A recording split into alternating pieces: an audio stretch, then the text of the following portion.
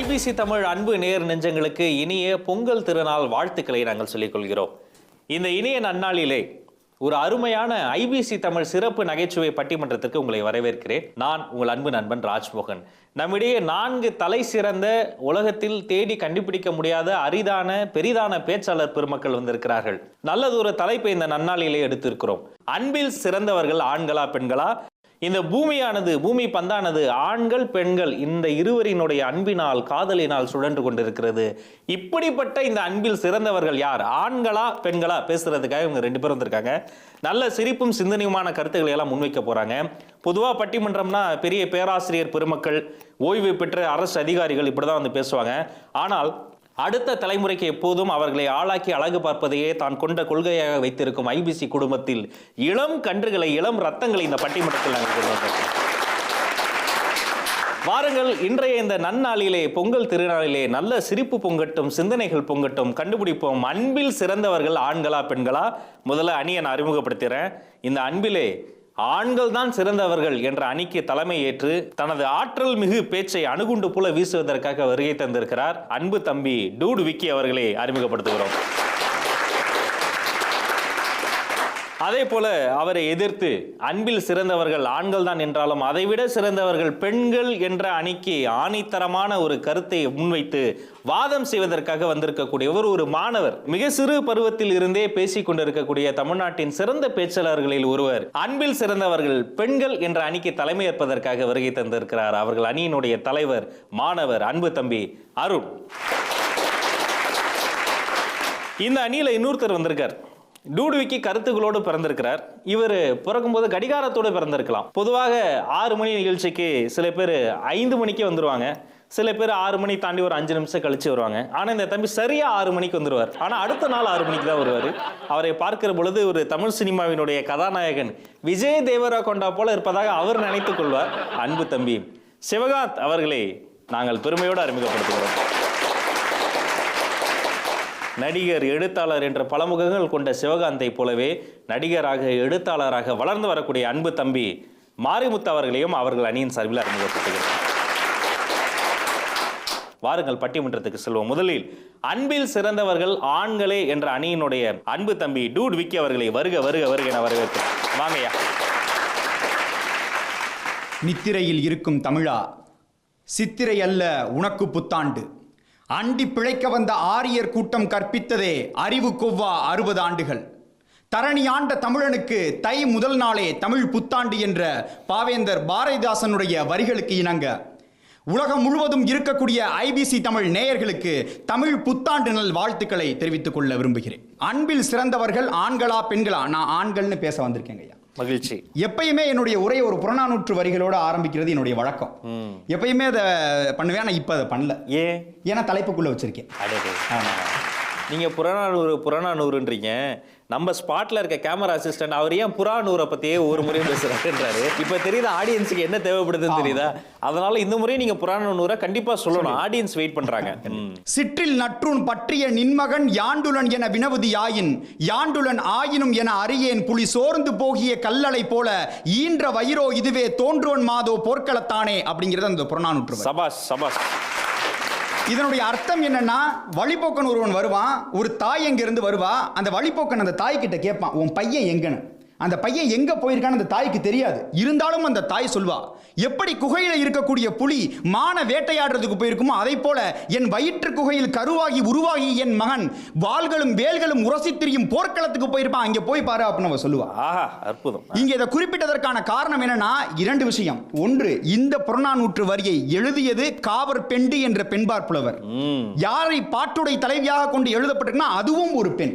இப்ப நம்ம சமூகத்துல பொது புத்தியில ஒரு சிந்தனை இருக்குது. அம்மா கிட்ட இருந்து அன்பையும் பாசத்தையும் நம்ம பெற முடியும், தகப்பனார் கிட்ட இருந்து வீரத்தையும் அறிவையும் நம்மளால பெற முடியும் அப்படின்னு. அதை ஒரு சில பேர் இப்படி புரிஞ்சுக்கிறாங்க. அம்மா கிட்ட இருந்து அன்பையும் பாசத்தையும் மட்டும்தான் பெற முடியும், வீரத்தையும் அறிவையும் பெற முடியாதுன்னு புரிஞ்சுக்கிறாங்க. அதே போல அப்பா கிட்ட இருந்து நம்ம வீரத்தையும் அறிவையும் மட்டும்தான் பெற முடியும், அன்பையும் பாசத்தையும் பெற முடியாது அப்படின்னு புரிஞ்சுக்கிட்டு இருக்காங்க. ஆனா காலம் காலமாக வீரத்தையும் அறிவையும் எப்படி பெண்கள், தாய்மார்கள் தங்களுடைய பிள்ளைகளுக்கு வழங்கி வந்துகிட்டு இருக்காங்கன்னு சங்க இலக்கிய பாடல்கள், புறநானூற்று பாடல்கள் பல எடுத்துக்காட்டுகளாக இருக்குது. அதே போல இப்ப நம்ம பெண் பாலினத்திற்கு வக்காலத்து வாங்கிட்டோம். இப்ப நம்முடைய நம்ம ஆண் பாலினத்திற்கு வக்காலத்து வாங்க வேண்டிய கட்டாயத்தில் இருக்கிறோம். அன்பில் சிறந்தவர்கள் ஆண்கள் அப்படிங்கிறத வலியுறுத்தி கூறுவதற்காக. ஆனா இங்க இருக்கக்கூடிய பொதுபுத்தியில் என்ன சிந்திக்கிறாங்கன்னா, அன்புனாலே பெண்கள் தான், அழகானவர்கள்னாலே பெண்கள் தான். ஐயா ஒன்று சிந்திச்சு பார்த்தீங்களா? எல்லா இனத்தை சார்ந்த மிருகங்களாக இருக்கட்டும், எல்லா இனத்திலையும் அழகானது யாராக இருப்பாங்கன்னு சொல்லி பார்த்தோம்னா ஆண் பாலினத்தை சார்ந்தவங்க தான் இருப்பாங்க. எப்படி? சிங்கம் பிடரி மயில் இருக்கும், ஆண் சிங்கம் அழகு, மயில் தோகை விரிச்சு இருக்கும். ஆமா, ஆண் மயில் அழகு. பெண் சிங்கம் என்ன பண்ணும்? வேட்டையாடிட்டு வரும், அதை அன்போட பகிர்ந்து கொடுக்கிறது ஆண் சிங்கத்துடைய வேலை. அதாவது அது போய் வேலை பார்த்துட்டு வரும், இவர் உட்காந்துட்டு பகிர்ந்து கொடுக்குறது. இப்ப நீங்க அப்படியே மனித இனத்துல ஒப்பிட்டு பாருங்களேன். அம்மா அன்னத்தை அப்படியே அன்போடு பகிர்ந்து கொடுக்கிறது தான் அழகு, அதுதான் அன்பானது அப்படின்னு நம்ம சொல்லி வந்துட்டு இருக்கோம். ஆனா இந்த சமூகத்துல மற்ற இனத்தை சார்ந்த விலங்குகள் எல்லாமே ஆண்கள் அழகானவையாக அன்பானவையாக இருக்குது. ஏன் மனித குலத்துல மட்டும் அது இல்லாம போயிருக்கு? அது தம்பி, அது ஒண்ணும் இல்ல. சிங்கத்தை பத்தி சொன்னீங்க, மனிதர் குலத்திலையும் சிங்கம்லாம் இருக்கு. இப்ப அங்க காட்டுல இருக்க சிங்கம் பெண் சிங்கம் போய் எதையாவது விலங்கு அடிச்சு கொண்டு வரும். மனித குலத்தில் இருக்கிற சிங்கம் ஒரு அடி தான் ஓங்கி அடிக்காது, 1.5 டன் வெயிட். அது மட்டும் இல்லை, தூத்துக்குடியில் நின்று ஃபோன் பேசும். ஃபோன் பேசி முடிச்சோன்னு பார்த்தா சென்னை ஏர்போர்ட் வந்துடும்.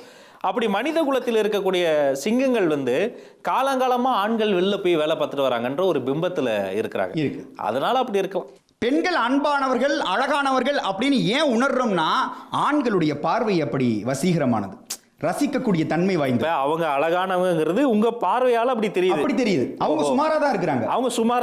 அவங்க அவ்வளவு அன்பாலாம் கிடையாது. அன்பா கிடையாது. நாங்க அப்படி அன்பானவங்களா பாக்குறோம், அழகானவங்களா பாக்குறோம். நல்லா பாருங்க ஐயா. இல்ல, இந்த வருஷமாவது அவர் கல்யாணம் ஆகும்னு எதிர்பார்த்தேன்.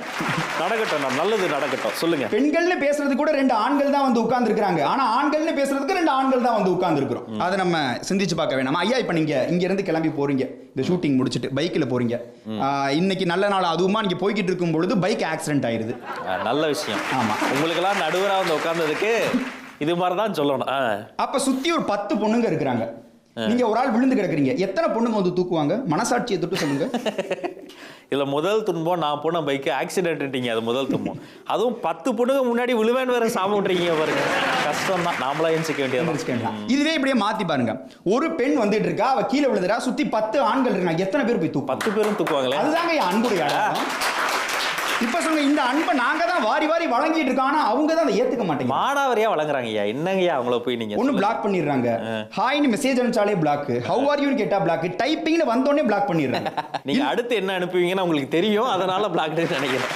இன்னைக்கு நம்மளுடைய இணையதளத்திலே பாருங்க, Facebookல இந்த மாதிரி நான் ஒரு விருது வாங்கிட்டு வந்துட்டேன், நான் இங்க போய் உரையாற்றிட்டு வந்துட்டேன் அப்படின்னு சொன்னோம்னா எத்தனை பெண்கள் கீழே வாழ்த்து சொல்றாங்க. அதுவே ஒரு பெண் நான் குட் நைட் அப்படின்னு சொன்னோம்னா எத்தனை ஆண்கள் பின்னாடி குட் நைட்டுமா, நல்லா தூங்குமா, கனவு நல்லபடியா வரட்டுமா, இப்படி எத்தனை பேர் வரிசையில் வர்றாங்க. இப்படி அன்பை வாரி வாரி வழங்கிட்டு இருக்கோம் நாங்க. பாதிக்கப்பட்டவன் பேச்சு அப்படித்தான் இதயத்திலிருந்து வரும். சொல்லுப்பா. நீங்க ஆண்களை சிந்திச்சு பாருங்க, ஆண்களுடைய அன்பு எப்படிப்பட்ட அன்பு. இன்னைக்கு பொங்கல் தினத்துல இருக்கிறோம். இந்த நாள் திருநாள், விடுமுறை நாள். இந்த நாள்லயும் விடுமுறையை பார்க்காம போக்குவரத்து கழக ஊழியர்கள் அங்க போய் உழைச்சிக்கிட்டு இருக்கான்ல, அன்பு கிடையாதா? சூப்பர். அவனுக்கு பாசம் கிடையாதா? அவனுக்கு அவனுடைய பிள்ளைகளோட இருக்கணும்ன்ற விருப்பம் கிடையாதா? அது எல்லாத்தையும் மறைச்சிட்டு தன்னுடைய பணிக்கு போயிட்டு அவன் திரும்பி வீட்டுக்கு வரும்பொழுது அவன் எங்க போயிட்டு வந்தானோ, இப்போ எங்கேயாவது ஒரு போயிட்டு வரும்போது பொரிச்ச பரோட்டா இருக்கும், அந்த பரோட்டா வாங்கிட்டு வரும்போது அவன் குழந்தைங்க எல்லாம் தூங்கிட்டு இருக்கும், எழுப்பி இந்தாடா ஒரு ரூபாய் வாங்கிக்கிறா, அவன் கனவுல சாப்பிடுற மாதிரி சாப்பிட்டுட்டு படுப்பான். அது அன்பு கிடையாதா? அருமை அருமை. இப்படி அப்பாக்களுடைய அன்பு என்பது தட்டுப்பாடாக இருந்தாலும், அது எப்படி குறைவாக இருந்தாலும் மிகப்பெரிய அளவில் இன்னைக்கு வரைக்கும் நம்மளை ஆட்கொண்டு இருக்குது. அதுதான் ஆண்களுடைய அன்பு. அப்படிப்பட்டவள் தான் ஆண்கள். இந்த சமூகத்தை பொறுத்த வரைக்கும் அம்மாவுடைய அன்பை சிறந்தது, அம்மா ரொம்ப அன்பாளவள், பெண்கள் அன்பானவர்கள் அப்படின்னு சொல்றதே ஒரு மாயை தான். கிட்டத்தட்ட அது ஒரு விலங்கு தான். அப்படி கைதியாக நம்ம பெண்களை காலங்காலமாக வச்சு வந்துகிட்டு இருக்கோம். அதை தொடர்ச்சியாக நம்ம பண்ணிட்டு வந்துகிட்டு இருக்கோம். இந்த சமூகம் முதல்ல பெண்கள் வீட்டில் இருக்கணும், ஆண்கள் வெளியில போயிட்டு வரணும், அதனால வீட்டில் இருக்கக்கூடிய பெண்கள் தான் அன்பு அங்கே இருக்கக்கூடிய குழந்தைகளுக்கு வழங்கணும் அப்படின்னு சொல்லிக்கிட்டு இருக்கதே ஒரு முட்டாள்தனம் தான்.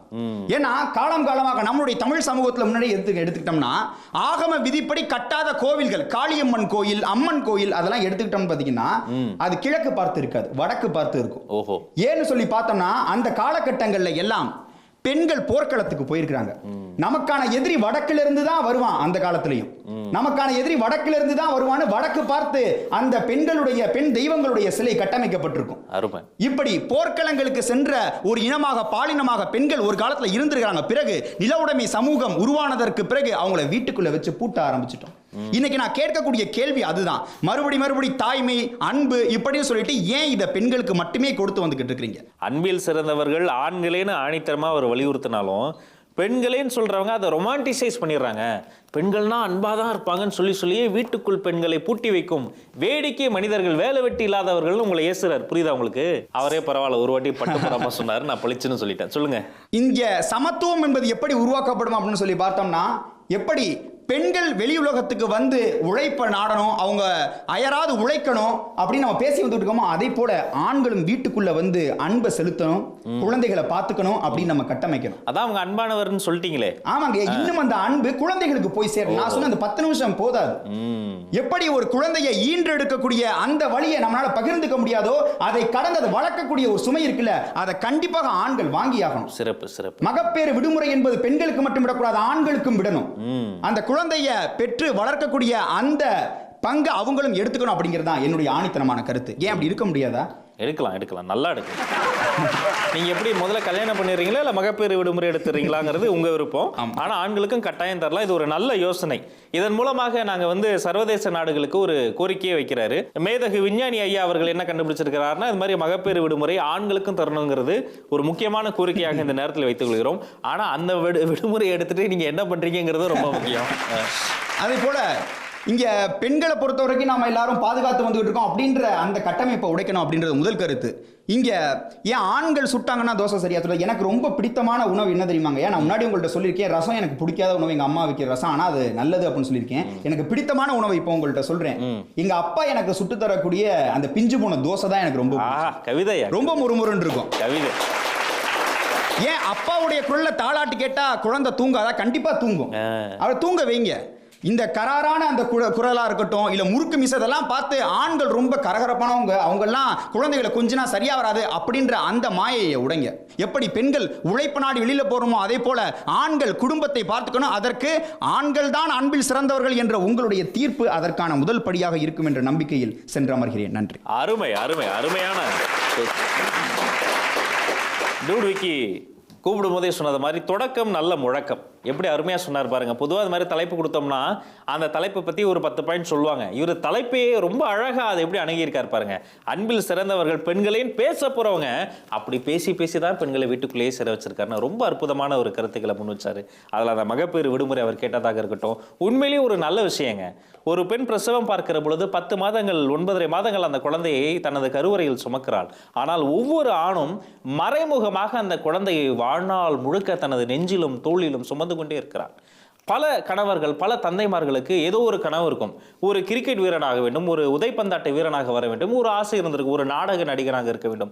ஏதோ ஒரு சந்தர்ப்பத்தில் முழுவதுமாக அந்த ஆசையை மூட்டை கட்டி பரணில் போடுகிற ஒரு சந்தர்ப்பம் இருக்கும். அது திருமணமான சந்தர்ப்பமா சிலருக்கு இருக்கலாம், அது காதல் வந்த காலகட்டமா சிலருக்கு இருக்கலாம். ஆனால் பிள்ளை பிறந்த காலகட்டமா என்றால் 100 பேருக்கு அதுதான் உண்மையான காலகட்டமாக இருக்கும். என்னுடைய கனவை நான் பின்தள்ளி விட்டு இது பிறந்திருக்கிறதே இந்த புது உயிர், இதன் கனவிற்காக இனி நான் வாழ முழுக்க ஓடுவேன் என்று ஓடோடி சென்ற தந்தைகளை நான் கண்டிருக்கிறேன். எனது தந்தையே அப்படிப்பட்ட ஒருவர் தான். இங்கு வந்திருக்கக்கூடிய ஒவ்வொரு தம்பதிகளினுடைய தந்தைமாருக்கும் இந்த பட்டிமன்றத்திற்கும் ஒரு மிகப்பெரிய மரியாதையை டூட்விக்கி தேடி தந்திருக்கார். ஒரு பெரிய பாராட்டுகளை சொல்லியாகணும். ஒரு ஆணின் காதலை வந்து சொல்றதுக்கு என்ன பண்ணுவாங்க? முதல்ல ஹாய் மார்லி, இதை நான் சொல்லியே ஆகணும், ஏன்னா நீ அவ்வளோ அழகு அப்படின்னு போய் ஒரு பையன் போய் ஒரு பொண்ணை பார்த்து உடனே சொல்லிடுவான். அது ஒரு பொண்ணு போயிட்டு ஹாய் குமார், இதை நான் உனக்கு சொல்லியே ஆகணும், நீ கருப்பாந்தெல்லாம் பயங்கரமா இருக்கிற, உன்னை நான் லவ் பண்றேன் அப்படி எதுனா ஒரு பொண்ணாவது சொல்லிடுவீங்க. இல்லை, அந்த கருப்பா இருந்தாலும் பயங்கரமா இருக்க யாரை வச்சு நீங்க சொன்னீங்கன்னு எனக்கு தெரியல. நல்ல கருத்தானா.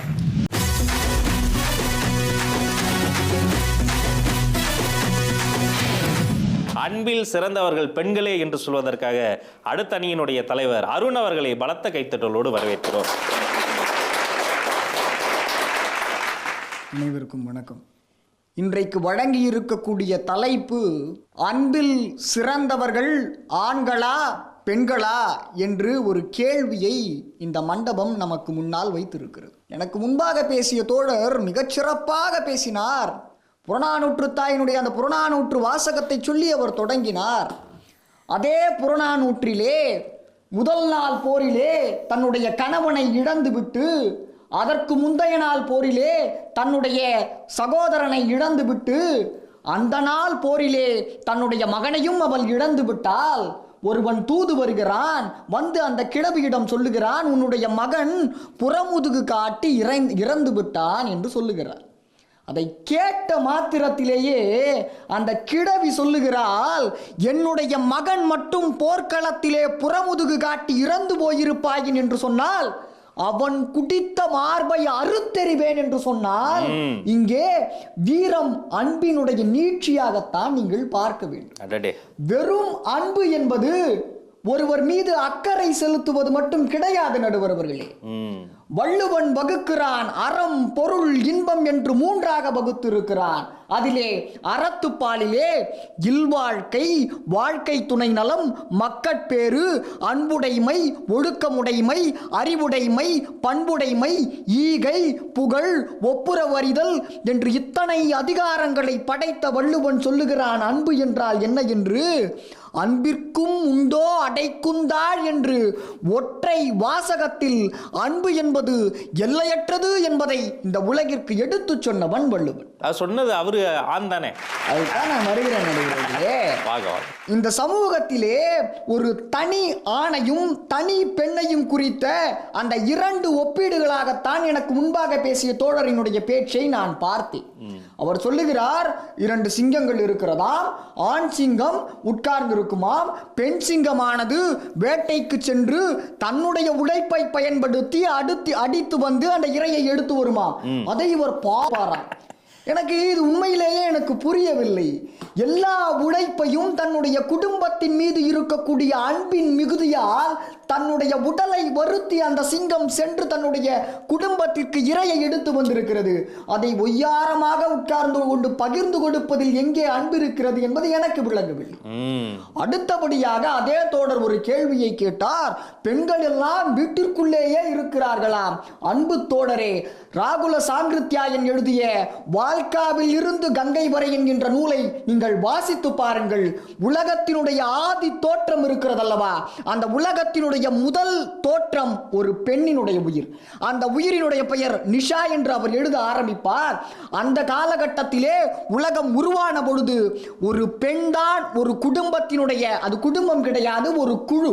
அந்த ஒட்டுமொத்த குழுவிற்கும் ஒரு தாய் தான் தலைமை பண்பை ஏற்றிருக்கிறாள் என்று சொன்னால் உலகம் உருவானதில் இருந்தே அன்போடு சேர்த்து ஆளுமையையும் அடைந்தவர்களாகத்தான் இந்த சமூகத்திலே பெண்கள் இருந்திருக்கிறார். இப்படி நீங்கள் வரலாற்றினுடைய நீட்சியை நீங்கள் வெறும் வரலாறாக பார்க்காதீர்கள். நான் இந்த தலைப்பை வெறும் ஒரு ஆண் ஒரு பெண் என்று அணுகவில்லை நடுவர்களே. இந்த தலைப்பை நிரூபிப்பதற்கு ஒரே ஒரு சான்று போதும்.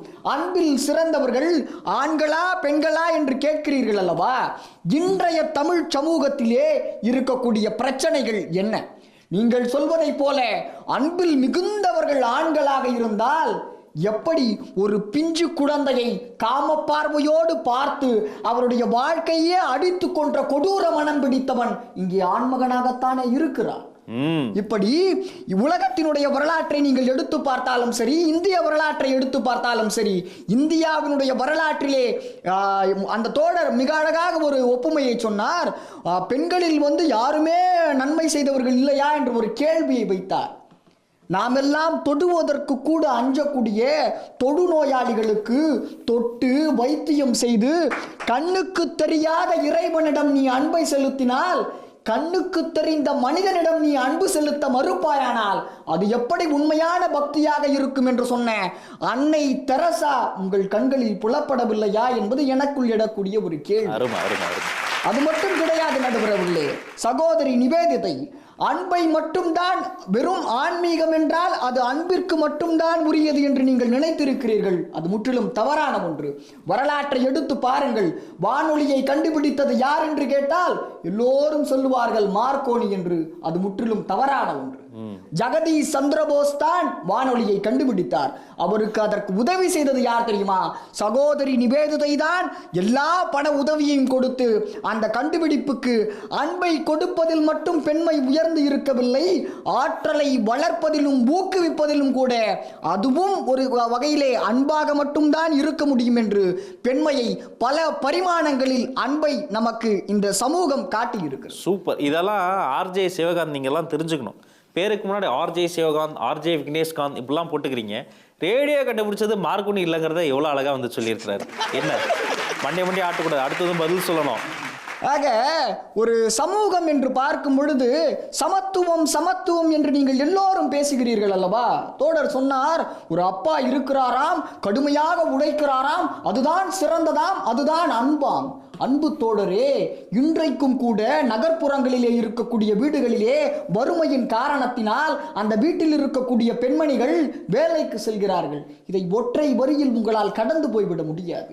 ஒரு சராசரியான வறுமை வீட்டிலே இருக்கக்கூடிய ஒரு பெண் பணிக்கு செல்கிறாள் என்பது எப்பேற்பட்ட தியாகம் தெரியுமா? ஒரு போக்குவரத்து சாதனத்திலே செல்லும் பொழுது அவர்களுக்கு ஏற்படக்கூடிய உடல் சீண்டல்கள், காம தொந்தரவுகள் என்று எல்லாவற்றையும் கடந்து தன்னுடைய குடும்பத்திற்காக ஒரு பெண் உழைக்கிறாள் என்று சொன்னால், இதைவிட அன்பில் சிறந்தவர்கள் பெண்கள் என்பதற்கு இதைவிட சான்று தேவையா என்று எனக்கு ஒரு கேள்வி. அன்பான எதிரணியை சார்ந்த தோழர்களே, நீங்கள் தலைப்பை உள்வாங்க வேண்டும். அன்பில் யாருக்கு அன்பு இருக்கிறது என்று கேட்டால் நீங்கள் சொல்வது சரி, ஆணுக்கும் அன்பு இருக்கிறது, பெண்ணுக்கும் அன்பு இருக்கிறது. ஆனால் இங்கே கேள்வி என்னவென்றால், அன்பில் சிறந்தவர்கள் யார்? அப்படி பார்க்கும் பொழுது இரண்டையும் நாம் ஒரு தராசு தட்டிலே வைத்து பார்க்க வேண்டும். நடுவர் அவர்களே, வலிமை வாய்ந்த ஒன்று அசாதாரணமான ஒன்றை செய்வது சிறப்பு கிடையாது. வலு குறைந்த ஒன்று, உடல் ரீதியான வலிமையிலே பெண் ஆணை விட வலிமை குறைந்தவள் தான். ஆனால் வலிமை குறைந்த ஒன்று அசாதாரணமான ஒன்றை செய்யும் பொழுது அதுதான் சிறந்ததாக கருதப்படும் என்று தர்க்க ரீதியில் தான் இந்த வாதத்தை நான் அணுகி இருக்கிறேன். ஆக ஒரு சமூகம் நல்லதொரு சமூகமாக, சமத்துவம் நிறைந்த சமூகமாக இந்த தமிழ் சமுதாயம் மாற வேண்டும் என்று சொன்னால், இங்கே சமத்துவம் சமத்துவம் என்று வாய் கிழிய பேசுவதில் மட்டும் சமத்துவம் கிடையாது நடுவர்களே. ஆணையும் பெண்ணையும் சமத்துவமாக நடத்த வேண்டும். அன்பு தோழர் சொன்னார், பல துறைகளில் பெண்கள் வரவே இல்லையா? இன்றைக்கும் பெண்கள் ஆட்டோ ஓட்டுகிறார்கள், இன்றைக்கும் பெண்கள் விமானத்தை ஓட்டுகிறார்கள். இப்படி எல்லா துறைகளிலும் பெண்கள் புகுந்து விட்டார்கள். நீங்கள் சொல்லிய காலமெல்லாம் மலையேறிவிட்டது. அப்படிப்பட்ட பெண்களுக்கு இன்று முதல் தடையாக ஆண்கள் தான் இருக்கிறார்கள். அதை மாற்றி அமைத்தால் தான் ஒரு ஆரோக்கியமான சமுதாயம் உருவாகும்.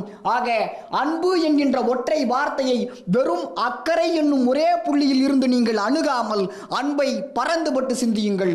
அன்பு என்பது இந்த உலகத்தை இயக்கக்கூடிய ஆதி ஊற்றாக இருக்குமே என்று சொன்னால், அந்த ஆதி ஊற்றினுடைய தொடக்கக்கண் துவக்கக்கண் பெண்களாக மட்டும் தான் இருக்க முடியும் என்கின்ற ஒற்றை வாதத்தை அழுத்தம் திருத்தமாக பதிவு செய்து இந்த சமூகத்திலே அன்பை விதைப்பதும் கருவாக்கி உருவாக்கி அதை கனவாக மாற்றி தன்னுடைய குடும்பத்திற்காகவே தன்னுடைய வாழ்க்கையை கொடுக்கக்கூடிய பெண்கள் தான் அன்பில் சிறந்தவர்கள் என்று சொல்லி நல்லதொரு வாய்ப்பிற்கு நன்றி பாராட்டி விடைபெறுகிறேன். வாழ்க தமிழ், வாழ்க பாரதம். நன்றி, வணக்கம். அருமை அருமை அருமை அருமை. அருண் அவர்களின் வாதத்தை கேட்ட பிறகு என்ன சொல்வது? சபாஷ், சரியான போட்டி என்ற திரைப்பட வசனம் இங்கே தான் பொருந்தும். டூடுவிக்கி நிறைய பேசியிருக்காரு, நம்ம பட்டிமண்டபங்களில் நிறைய முடங்கியிருக்காரு. அவருக்கு சரியான வலுவான ஒரு போட்டியை இன்னைக்கு உண்மையிலேயே நம்ம பார்த்துருக்கோம். அதில் அவர் சொன்னார் பாருங்க, அந்த ஒரு தாயானவள் அவளுடைய அன்பை கருவாக்கி உருவாக்கி, சில வீடுகளில் தாய் வீட்டிலிருந்தே அந்த அன்பை தரா, பல வீடுகளில் வெளியில் சென்று உழைத்து அந்த உழைப்பின் ஊடாக சந்திக்கிற அத்தனை சவால்களுக்கு மத்தியிலும் வீட்டுக்கு அந்த கொண்டவர் கெதுபிடிக்கும் குழந்தைகள் எதை விரும்பும் தண்டு ஒன்றி நடக்கும் மாமன் மாமிக்கு தக்கதென என பார்த்து பார்த்து சமைத்து ஊட்டி விடுகிற தாய்மார்கள் எல்லோருமே ஒரு தெய்வம் என்பதை சுட்டி காட்டியிருக்கிறார். அவருக்கு மீண்டும் ஒரு பெரிய பாராட்டுகளை நம்ம தெரிவிக்கிறோம். குறிப்பாக இதே தோரணையில் பேசினா சீக்கிரம் அவர் பாராளுமன்றத்துக்கே போகக்கூடிய வாய்ப்பு இருக்குது. இந்த பக்கமும் அது ஒன்றும் சலைச்சவங்க கிடையாது. ஆனால் இப்போ அடுத்து வரப்போகிறவர் ரொம்ப முக்கியமானவர். எப்போதுமே இவர் கேட்ட கேள்விக்கெல்லாம் பதில் சொல்வதற்கு சரியான ஆளை நம்ம கூட்டிகிட்டு வரணும் இல்லையா? அப்படிப்பட்ட ஒருவர். அவரை பற்றி சொல்லணும்னா, தம்பி பல நாடுகளுக்கு சென்று பேசிய ஒரு நாடறிந்த உலகறிந்த உன்னதமான ஒரு பேச்சாளர். தம்பி ஆர்ஜே சிவகாந்த் அவர்களை வருக வருக வருக என வரவேற்கிறோம். ஐபிசி தமிழ் உலக தமிழர்களுக்கு ஒரு உறவு பாலம். கதிரவன் எழுமுன் எழுந்தான் ஒருவன், எட்டி பார்த்தேன் செல்வது உழவன். கருமை உடலில் வெள்ளை வேட்டி, கையில் கலப்பை கொண்டே நடந்தான். ஏர் பிடித்தான், உழுது பிடித்தான், அறுவடை செய்தான், புதுநல்லறுத்தான், புன்னகைத்தான் அவ்வுழவன். பிடுங்கி தின்றான் இன்னொருவன். உண்டு கழிக்கிறான் முதலாளி, துவண்டு படுகிறான் தொழிலாளி. விவசாயத்தில் பணியாற்றும் ஒவ்வொரு விவசாயிகளும் அழிந்து கொண்டு வரும் இவ்வேளையில் மக்களுக்கு உணவை கொடுத்துக்கிட்டே இருக்கணும்ட்டு ஏதாவது ஒரு வகையில் விவசாயத்தை பண்ணிக்கிட்டு இருக்க ஒவ்வொரு விவசாயிகளுக்கும் இந்த தைத்திருநாளின் வாழ்த்துக்களை சொல்லி இந்த ஒரு அழகிய பட்டிமன்றத்துக்கு வாய்ப்பளித்ததுக்கு நன்றியும் கூறி இதை நான் ஆரம்பிக்கிறேன். கொடுத்திருக்க தலைப்பு என்னன்னு பார்த்தீங்கன்னா, அன்பில் சிறந்தவர்கள் ஆண்களா பெண்களா? நடுவர் அவர்களே, நீங்க உங்களுக்கு திருமணம் ஆகிட்டது, அதே சந்தேகமா சொல்றீங்க. வீட்டு அம்மா பார்த்தாங்கன்னா உங்களை என் வீட்டு பக்கம் திரும்ப விட மாட்டாங்க. ஆயிருச்சு திருமணம் ஆயிடுச்சுல. நீங்க லவ் மேரேஜா அரேஞ்ச் மேரேஜா? காதல் திருமணம் தான். காதல் திருமணம். யார் முதல்ல போய் உங்க காதல சொன்னது? நான் தான் சொன்னேன். இதுதாங்க ஐயா தலைப்பே. முடிஞ்சிருச்சு மொத்தமா.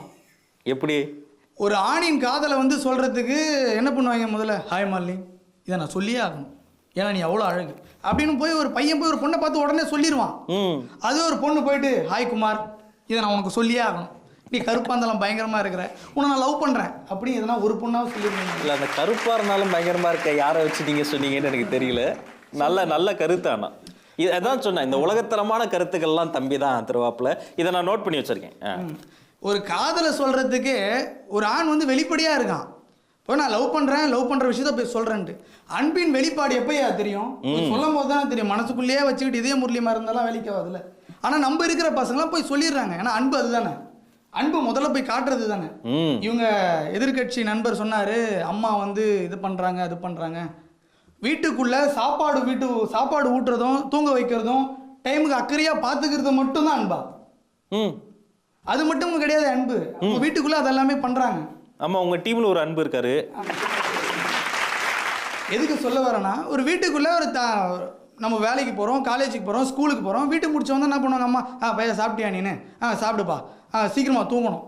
இது வந்து அக்கறையின் மீது, ஒரு குழந்தையின் மீது இருக்கிற அக்கறையில அம்மா காட்டுகிற ஒரு அன்பு. ஆனா அப்பா என்ன பண்ணுவார்? வீட்டுக்கு போனா எதையுமே கேட்க மாட்டாரு, எதையுமே டைரக்டா பையன்கிட்ட எதையுமே சொல்ல மாட்டாரு. பட் ஆனா அந்த பாசம், பையனுக்கு இந்த தீபாவளி வந்தா ட்ரெஸ் எடுத்து கொடுக்கறது, பொங்கல் வந்தா ட்ரெஸ் எடுத்து கொடுக்கறது, ஃபீஸ் கட்டுறது, அவனுக்கு தேவையான அடிப்படை தேவைகளை அனைத்தையும் பூர்த்தி செய்வார். ஆனா அது அவனே கேட்கறானோ கேட்கலையோ, கேட்காமல் செய்கிற ஒரு அன்பு தான் வந்து எனக்கு தெரிந்த ஒரு தலை சிறந்த அன்பான கருதுகிறேன். அது ஒரு தந்தையால் மட்டும்தான் அதை செய்யவும் முடியும். ஒரு தலைமை எங்கங்க ஐயா வருது? ஒரு அன்பின் ஒரு வெளிப்பாடு. எல்லாமே சொல்லுவாங்க ஒரு ஹார்ட் ஒர்க் ஸ்மார்ட் ஒர்க்ன்னுவாங்க. நம்ம இருக்கிற கார்பரேட் உலகத்தில் எப்படின்னா, ஒரு டீம் கோஆர்டினேஷன். இங்கே தனிமையாக யாராலையுமே எதையுமே பண்ண முடியாது. நம்ம சாதாரண இந்த செட்டையே எடுத்துக்கங்களேன். இந்த செட்டை போடுங்க அப்படின்னு சொன்னால் ஒருத்தரால் இதை பண்ணியிருக்க முடியாது. இந்த ஷோவை பண்ணுங்க ஒருத்தரால் பண்ணியிருக்க முடியாது. இந்த டீம் கோஆர்டினேஷன் எங்கே உருவாகுது? ஒருத்தர் விட்டு கொடுக்குறதாலையும் அவங்களுக்குள்ளே இருக்கிற ஒரு அண்டர்ஸ்டாண்டிங்கால தான் ஒரு விஷயமே உருவாகுது. அது வந்து குடும்பமாக அந்த மாதிரி தான். குடும்பத்தில் ஒரு அம்மா வந்து எல்லாருமே கட்டுக்கோப்பா, எல்லாருமே நீ இதை பண்ணக்கூடாது, இந்த விஷயத்த நீ பார்க்கணும், இந்த நாளில் இவனுக்கு கல்யாணம் பண்ணணும், இவனை இந்த காலேஜில் சேர்க்கணும், இந்த மாதிரி விஷயத்த மட்டும் தான் பார்ப்பாங்க. பட் அந்த தலைமை ஒரு அம்மாவால் எதையுமே ஃபுல்ஃபில் பண்ணவே முடியாது. ஒரு குடும்பத்தின் ஒரு கட்டமைப்பு வந்து அம்மா வீட்டுக்குள்ளே இருக்கிற வரைக்கும் தான் அது எல்லாமே.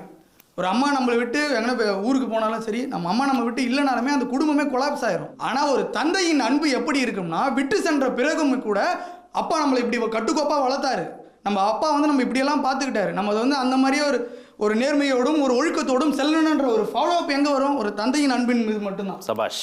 ஒரு எடுத்துக்காட்டுக்காக சொல்கிறேன். தமிழக நாட்டின் நிலைமை அம்மாவிற்கு பிறகு எப்படி இருக்குதுன்னு எல்லாருக்குமே தெரியும். அதுவே இலங்கையின் ஒரு போராட்டம், ஐயா பிரபாகரனுக்கு அப்புறம் ஒரு போராட்டம் என்பது, ஒரு போராளிகளின் உணர்வு என்பது, ஒரு நாட்டை எப்படி நிர்வகிக்கணுன்ற ஒரு உணர்வுன்ற ஒரு விஷயம் எங்கே வந்தது? பிரபாகரன் ஐயா அவருடைய அன்பின் வெளிப்பாடு தான் எப்படி இருக்கு? அவங்களோட வீரத்தையும் எல்லாத்தையுமே செதுக்குதுங்களா? தாஜ்மஹால் கட்டினாங்க ஐயா, அதானே? போயிருக்கீங்களா தாஜ்மஹாலுக்கு? ஜோடி இப்படியே நடுவரா சுத்திக்கிட்டு தான் இங்க தாஜ்மஹால்லாம் போறது. அது வந்து ஒரு காதல் வெளிப்பாடா நான் மும்தாஜை வந்து அந்த அளவுக்கு தீவிரமா காதலிச்சேன். எந்த மும்தாஜ்?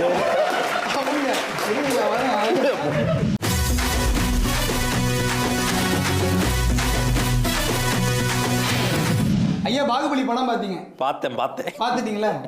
பாகுபலி படத்துல நம்ம ராஜமாதாவுடைய கேரக்டர் என்ன? அவங்க ஒரு அம்மாவா இருப்பாங்க, 2 பசங்களையும் நிர்வகிப்பாங்க, கம்பீரமா இருப்பாங்க, நாட்டை நிர்வகிக்கக்கூடிய ஒரு முழுமையான ஒரு ஆளுமை இருக்கும் அவங்க. ஆனா அந்த விரலை வெட்டுற சீன் ஒன்று வரும் நடுவில். ஆமா, அதில் தேவசேனா வந்து விரலை வெட்டிட்டு ஒரு பெண்ணுன்னு கூட பார்க்காம அவங்க நாட்டு அந்த விஷயம் மட்டும் மேற்கோள் கொண்டுட்டு அவங்கள மட்டும் தான் பார்த்துப்பாங்க. ஒரு பெண்ணுக்கே ஒரு பெண்ணுக்கான ஒரு அன்பை அவங்க செலுத்தி இருக்க மாட்டாங்க. அதுவே பிரபாஸ் அவங்க பையன் வருவார். பையன் வந்த உடனே தான் என்ன பண்ணுவாங்க? என்ன செஞ்சாங்க? இல்லை ஒரு வரிசையில் நிற்க சொன்னார்கள், நானும் நின்றேன், அவரும் என் பெண்ணுன்னு கூட பார்க்காம எம்மளை கையை வச்சா, அதனால விரலை வெட்டினேன். பெண்கள் மீது கையை வைத்தால் வெட்ட வேண்டியது விரல்களே இல்லை, அவன் தலைகளையும் சொல்லியிருக்கான். அருமையா சூப்பர். அதை நான் சொல்லுங்க, அவர் சொல்லியிருந்தார். அவருக்கு தான் சொன்னார். அது ஒரு ஆண்மையின் மொத்த ஒரு வெளிப்பாடு. கண்டிப்பா ரொம்ப அருமையா சொன்னார். முக்கியமான கருத்து என்னன்னா, இது மாதிரி எப்பயாவது அரிதாக 12 வருஷத்துக்கு ஒரு வாட்டி ஒரு நல்ல பாயிண்ட் சொல்லுவாரு. ஒரு தாய் காட்டக்கூடிய அன்பு கூட ஒரு வைராக்கியம் அல்லது ஒரு சின்ன ஒரு காலத்தின் கோலத்தால் அது ஒரு கோபமாக இருக்கலாம். ஒரு தாய் மகன் மீது வைக்கிற பாசத்திற்கு சற்றும் சளைத்ததல்ல ஒரு மகன் தன் தாயின் மீதும் தனது தாரத்தின் மீதும் வைக்கக்கூடிய பாசம் என்பதை ரொம்ப அருமையான கருத்தை நீங்கள் சுட்டி காட்டிருக்கீங்க. வாழ்த்துக்கள். அப்புறம் இன்னொரு விஷயம் இல்லையா, நம்ம பசங்க இப்போ அன்புனாலே எல்லாருக்குமே தெரிஞ்சு தானே காதல். காதல் லவ் பண்ணுறாங்க, இது பண்ணுறாங்க எல்லாமே. இப்போ வந்து ஒரு பொண்ணை வந்து ஒரு பையன் லவ் பண்ணுறான், விரும்பி எல்லாருமே ஊர் சுற்றுறாங்க, பார்க்குக்கு போகிறாங்க, பீச்சுக்கு போகிறாங்க, எல்லாமே பண்ணுறாங்க. திடீர்னு ஏமாத்திடுறாங்க. அந்த பையன் அந்த ஒரே ஒரு பொண்ணை நினச்சி அந்த முதல் காதலை நினச்சிக்கிட்டு காலம் ஃபுல்லாக தேவதாசாவும் நம்ம வந்து அர்ஜுன் ரெட்டி மாதிரியும் சுற்றிக்கிட்டு இருக்கவங்க நிறைய பேர் நீங்கள் பார்த்துருக்கீங்க. அதே மாதிரி எதனா ஒரு பொண்ணு அப்பா என்னை ஏமாற்றிட்டான், நான் இதுக்கப்புறம் யாருமே கல்யாணம் பண்ணிக்க மாட்டேன், ரோட்டில் அதே மாதிரி தான் சுற்றுவேன், யாரெல்லாம் சுற்றி பார்த்துருக்கீங்களா? ஏன்னா ஒரு என் வேலை என்ன நினைச்சீங்க, யாரெல்லாம் போறாங்கன்னு பார்க்கறதா? நீங்கள் சொல்ல வந்தால் சொல்லிருங்க. பார்த்தீங்களான்னா என்ன சொல்லுங்க. அதுக்கு தான் அருமையாக வந்து ஒரு சூர்யா படத்தில் ஒரு பாடலை சொல்லியிருப்பாங்க ஐயா. பொம்பளைங்க காதலை தான் நம்பி விடாதே,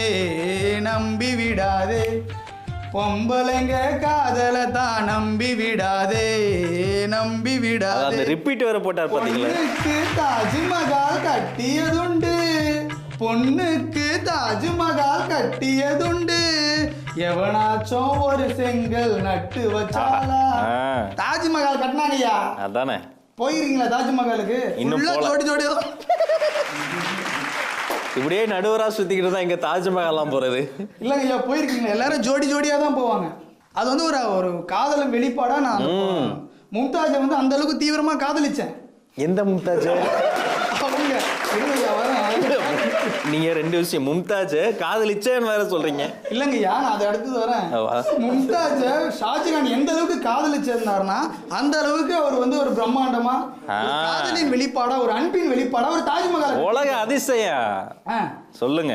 இவங்க செட்ல யாருன்னா என்ன கட்டி இதுக்கெல்லாம் பதில் சொல்லணும். அவர் கல்யாணம் கட்டியிருக்காரு, வேற எதுவும் கட்ட மாதிரி தெரியல. ஐயா, அன்பில் சிறந்தவர்கள் ஆண்களா பெண்களா தலைப்பு. இதில் வந்து இப்போ வரைக்கும் எல்லாரும் குடும்பம், உறவு, காதல் இதை மட்டும்தான் காதலை மென்ஷன் பண்ணியும் அன்பை மென்ஷன் பண்ணியும் அக்கறையை மென்ஷன் பண்ணியும் இருக்கும்.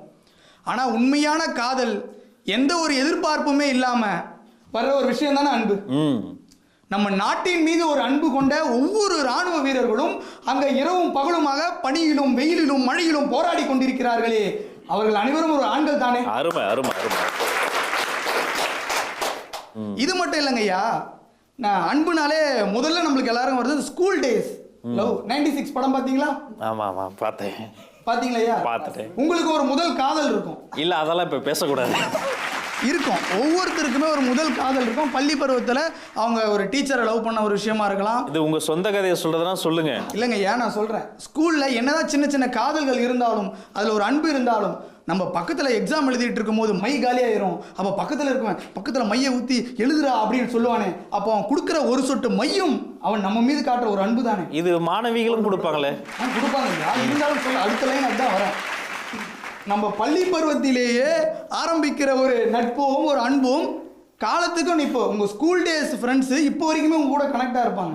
அதே வந்து ஒரு ஸ்கூல் டேஸ்ல ஒரு 2 பொண்ணுங்க ஃப்ரெண்ட்ஸா இருக்காங்க. அன்னைக்கே அடிச்சுட்டு பிரிஞ்சிருப்பாங்க, லிப்ஸ்டிக் அடிச்சிருப்பாங்க, மேக்கப் அடிச்சிருப்பாங்க.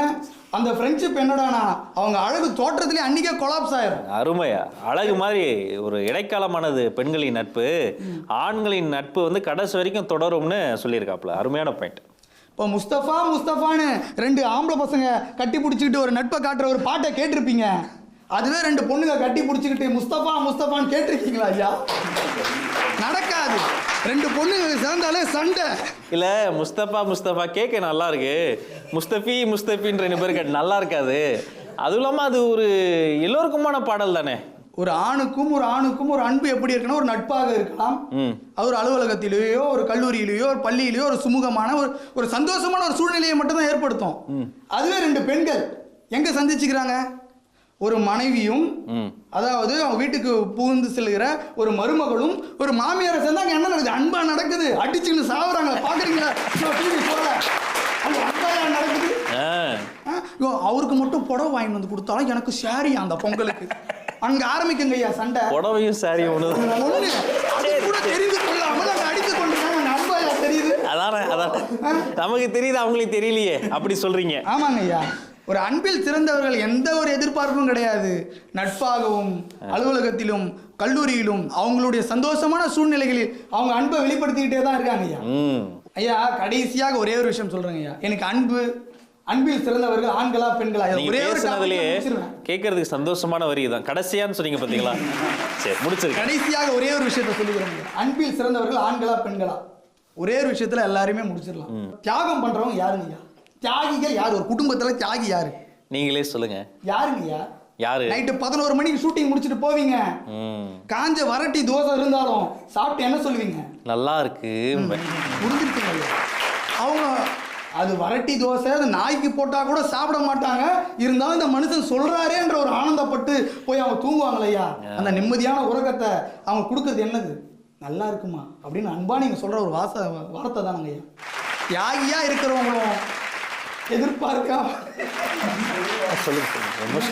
எனவே அன்பில் சிறந்தவர்கள் ஆண்களே. ஏன்னா அவங்க தான் தியாகம் செய்யறாங்க ஐயா. இந்த பொங்கலுக்கு கூட பொங்கல் செய்ய தெரியவே இல்லை, அப்புறம் கோலம் போடவே தெரியலனாலும் பரவாயில்ல, ஸ்டிக்கரை போட்டு ஒட்டுமா போதும் அப்படின்னு சொல்லிட்டு நிம்மதியாக வீட்டில் ஒட்டிட்டு பொங்கல் செய்யலனாலும் பரவாயில்லம்மா சரவண பவனில் வாங்கி வந்து கொடுக்குறேன் பொங்கலோ பொங்கல்னு வாட்ஸ்அப்பில் ஒரு ஆடியோ வரும், அதை போட்டுட்டு சந்தோஷமா கொண்டாடிட்டு இந்த மாதிரி டிவி ஷோ எதனா வரும் பார்த்துட்டு நிம்மதியாக இருமான்னு சொல்லிட்டு மூளையில் உட்காந்துட்டு வாட்ஸ்அப்பில் ஸ்டேட்டஸ் போட்டுக்கிட்டு இருக்க யாருங்க ஐயா போட்டுக்கிட்டு இருக்கிறது? தியாகிகள் தாங்க ஐயா. அதனால அன்பில் சிறந்தவர்கள் ஆண்களே ஆண்களே என்று சொல்லிக்கொண்டு விடைபெறுகிறேன். நன்றி, வணக்கம். அருமை அருமை அருமை அருமை. ஒரு நல்ல பேச்சு என்பது பேசுபவரினுடைய மூளையில் இருந்து பிறந்து வெளியே வந்து கேட்பவர்களினுடைய மூளையை தொடும் என்பார்கள். ஒரு மிக சிறந்த பேச்சு என்பது பேசுபவரினுடைய இதயத்தில் இருந்து பிறந்து வந்து கேட்பவர்களினுடைய இதயத்தை தொடும் என்பார். தம்பி ஆர்ஜே சிவகாந்த் அவர்களினுடைய பேச்சு நமது மூளையையும் தொட்டது, மனதையும் தொட்டது. அவருக்கு ஒரு பெரிய பாராட்டுகளை நம்ம தந்தார். நல்ல பட்டிமண்டபம் களை கட்டியிருக்கு. ஒரு முக்கியமான கட்டத்திற்கு வந்திருக்கோம். அடுக்கடுக்கான கேள்விகளை அவர் முன்வச்சார். சாதாரண விஷயம் கிடையாது. ஆனால் அவர் சொன்ன ஒவ்வொரு கேள்விக்கும் ஒவ்வொரு கருத்துக்கும் இந்த பக்கம் ஒருத்தர் உட்கார்ந்து குறிப்பெடுத்துக்கிட்டே இருந்தார். இதை போன்ற ஒரு குறிப்பெடுத்தது வந்து நான் சமீபத்தில் வரலாற்றில் எங்கேயுமே பார்த்தது கிடையாது. ஏன் அப்படிப்பட்ட தமிழ்நாட்டின் சட்டமன்றம், இந்தியாவின் பாராளுமன்றத்தில் கூட இவ்வளவு குறிப்புகள் எடுத்திருப்பாங்களான்னு சொல்ல முடியாது. அவ்வளவு குறிப்புகள் அவர் எடுத்திருக்கிறார். சாதாரணமாக நம்ம பேசும் பொழுது தண்ணி வேணுமா நம்ம கேட்டால் அதை கூட ஒரு குறிப்பெடுத்து வைத்துக் கொள்வார். குறிப்புன்னு சொன்னா போதும் உடனே எடுத்து வைத்துக் கொள்வார். அதனால இங்க எங்கேயாவது குறிப்புன்னு யாராவது இருந்தாங்கன்னா தள்ளி இருக்க சொல்லுங்க, எடுத்து உள்ள எடுத்து வச்சுக்குவார் அவர்.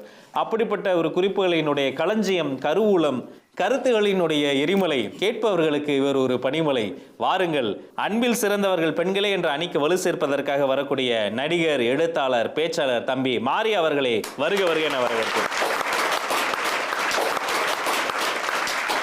இப்பொங்கல் நன்னாளில் பெண்மை போற்றும் பெருமை மிகு பாரத தேசத்தினுடைய உலக தமிழ் நெஞ்சங்களுக்கும் அவர்களை இணைக்கும் பாலமாக இருக்கக்கூடிய ஐபிசி தமிழ் தொலைக்காட்சிக்கும் நேயர்களுக்கும் மற்றும் இச்சிறப்பு பட்டிமன்றத்தினுடைய நடுவர் தமிழ் தாயின் தவ புதல்வன் பெருமை மிகு மதிப்பிற்குரிய அண்ணன் திரு ராஜ்மோகன் அவர்களுக்கும் மற்றும் இரு அணியிலும் பேச வருகை தந்திருக்கக்கூடிய என்னுடைய நண்பர்களுக்கும் பொங்கல் புத்தாண்டு வாழ்த்துக்களோடு வணக்கங்கள்.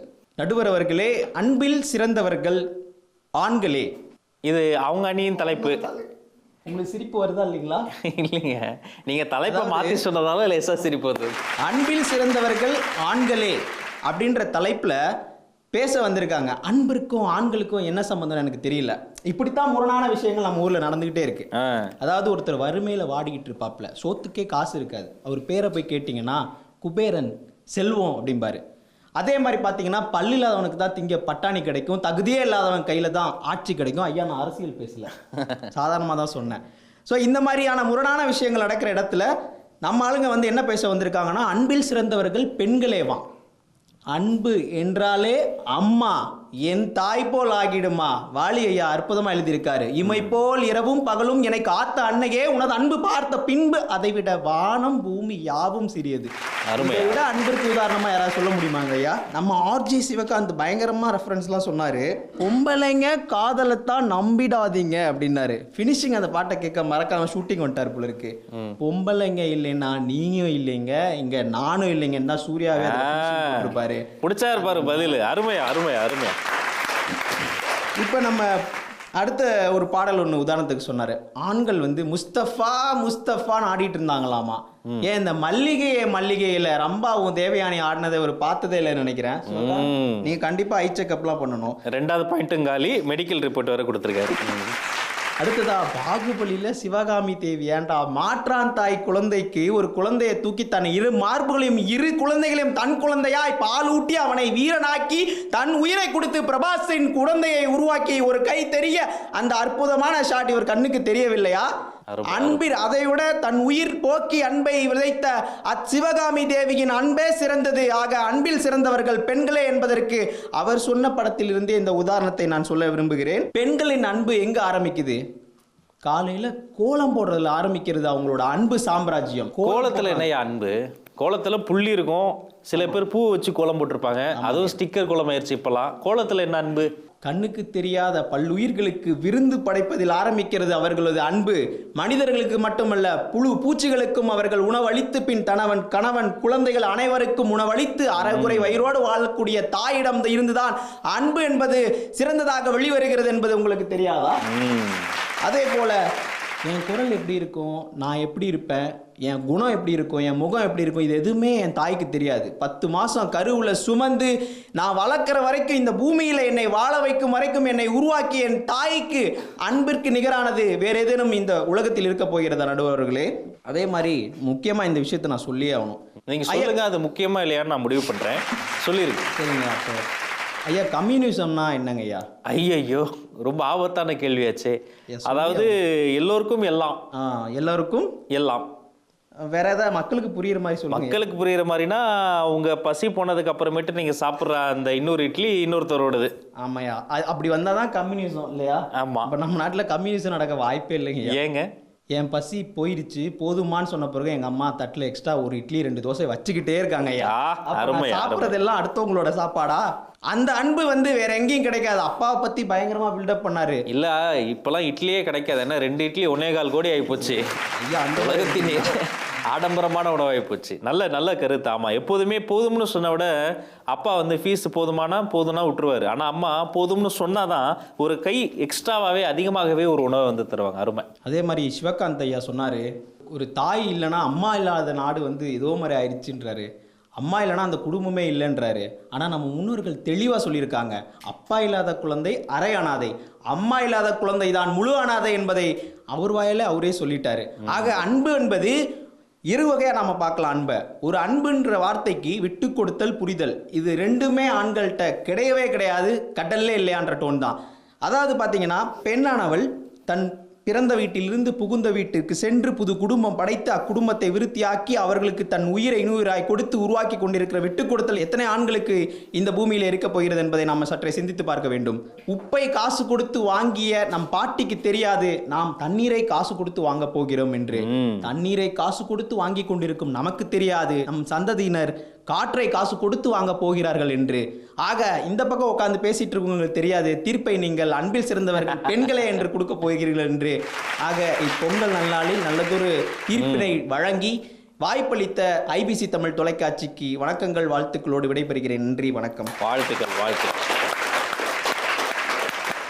2 அணி வீரர்களும் தங்களுடைய வாதத்தை முன்வைத்திருக்கிறார்கள். சரி, தீர்ப்பு பகுதிக்கு வருவோம். யார் அன்பில் சிறந்தவர்கள், ஆண்களா பெண்களா என்று நம்ம கண்டிப்பாக ஒரு தீர்ப்பை சொல்லி ஆகணும். 2 பேருமே தான் அப்படின்னு சொல்லிட்டு போனோம்னா அதுக்கு எதுக்கு பட்டிமண்டபம் செட்டெல்லாம் வச்சு பூவெல்லாம் போட்டிருக்காங்கன்னு ஒரு கேள்வி வரும். இவர்கள் பேசியதை வைத்து பார்க்கிற பொழுது நமது நாடு தாய் நாடும், நமது மொழியை யாமறிந்த மொழிகளிலே தமிழ் மொழி போல் இனிதாவது எங்கும் காணும் நானே மகாகவி. அப்படிப்பட்ட ஒரு தாய்மொழி பாசம் பற்று கொண்ட தமிழ் சமூகத்து பிள்ளைகள் நமது மொழியை தாய் மொழி என்று சொல்லும். ஒரு இடத்துல பாரதியார் தந்தையர் நாடுன்னு சொல்வார். இப்படி நமது தாய் தந்தையோடு மொழி எதெல்லாம் நமக்கு அணுக்கமாக நெருக்கமாக இருக்கிறதோ அதையெல்லாம் பெரும்பான்மையாக தாயோடு நம்ம ஒப்பிட்டு சொல்வோம். சில நேரங்களில் எதெல்லாம் நமக்கு பெருமையாக, கம்பீரமாக, காப்பாக, அரணாக இருக்கிறதோ அதையெல்லாம் தந்தையோடு ஒப்பிட்டு சொல்வோம். வானலாக வளர்ந்திருக்கக்கூடிய காட்டு மரம் இருக்கிறது பாருங்கள், அந்த மரத்தை சுற்றி ஒரு 5 அடியில் ஒரு இரும்பு வேலி போட்டு இருப்பார்கள். உண்மையில் இரும்பு வேலி அந்த மரத்திற்கு பாதுகாப்பா? அந்த இரும்பு வேலி என்பது ஒரு 5 அடி உயரம். அதை வெட்டுனா விழுந்துடும், அதை கொஞ்சம் முயற்சி பண்ணால் அறுத்துடலாம். ஆனால் அந்த மரம் பல 100 ஆண்டுகளாக வளர்ந்திருக்கும். ஒரு சின்ன விதையில் இருந்து பூத்திருக்கும். கொஞ்சம் கொஞ்சமாக வளர்ந்திருக்கும். அதன் உருவம் பெருசு, அதன் வேலை மிக பெருசு. மேலே எந்த அளவுக்கு அந்த மரம் வளர்ந்திருக்கிறதோ அதே அளவுக்கு கீழே அது ஆழமாக வேரூன்றி இருக்கிறது. ஆனால் அதை சுற்றி இருக்கக்கூடிய வேலியை பார்க்கிற பொழுது அதன் வேலையானது அளவில் சிறியது, உருவத்தில் சிறியது. ஆனால் அது கொண்டிருக்கக்கூடிய அந்த வேலையின் காரணமாக அது அடர்த்தியானது. வேலிதான் அந்த மரத்திற்கு பாதுகாப்பு என்று சொல்வார்கள். ஆனால் இந்த ஆணானவன் உருவத்தில் மிகவும் பெரியவனாக இருப்பான். வெளியே சென்று பல வேலைகளை செய்துவிட்டு வருவான். இவர்கள் சொன்ன அத்தனையும் உண்மை. அந்த குடும்பத்திற்காக மாடாக உழைப்பான். நான் கூட சொன்னேனே, ஒரு தாயானவள் குழந்தையை 10 மாதங்கள் சுமக்கிறாள் என்று சொன்னால், ஒரு தந்தையானவன் வாழ்நாள் முழுக்க அந்த குழந்தைக்காக தனது கனவுகளை ஒதுக்கி வைத்து அந்த குழந்தையினுடைய வாழ்க்கையை சுமந்து கொண்டு இருக்கிறான். ஆனால் தாயானவள் பெருசா ஒன்றும் பண்ணிடுறதில்லை. வீட்டில் அந்த சமைச்சு ஒரு வாய் சோறு ஊட்டி விடுறாங்க. அப்படி நீங்க புனிதப்படுத்தி ரொமான்டிசைஸ் பண்ணி ஆணாதிக்க மனப்பான்மையோட வீட்டுக்குள்ள வச்சிருக்கீங்கன்னு தம்பி அருமையா சுட்டி காமிச்சாரு. அந்த ஆணாதிக்க வேலிகளை எல்லாம் அவர்கள் தாண்டி வர வேண்டும் என்பதில் மாற்று கருத்து இல்லை. ஆனால் அப்பா சம்பாதித்து தருகிற லட்சம் ரூபாய், கோடி ரூபாயில் இல்லாத ஒரு சந்தோஷமும் நிம்மதியும் தம்பி மாறி சொன்னாரே, நான் போதும் என்று சொன்ன பிறகும் வற்புறுத்தி அம்மா தருகிற ஒரு வாய் பழைய சோறில் இருக்கிறது அன்பு. இந்த உலகத்தில் இன்றுமல்ல அன்றுமல்ல என்றுமே அன்பில் சிறந்தவர்கள் பெண்களே பெண்களே என்று சொல்லி இந்த இனிய பட்டிமன்றத்தை நிறைவு செய்கிறோம். பங்கெடுத்த பேச்சாளர்களுக்கும் பெரிய வாழ்த்துக்கள். கண்டுகளித்த ஐபிசி தமிழ் நேயர்களுக்கு வாழ்த்துக்கள், வணக்கங்கள். பொங்கல் திருநாள் இனிதாக பொங்கட்டும். நன்றி, வணக்கம்.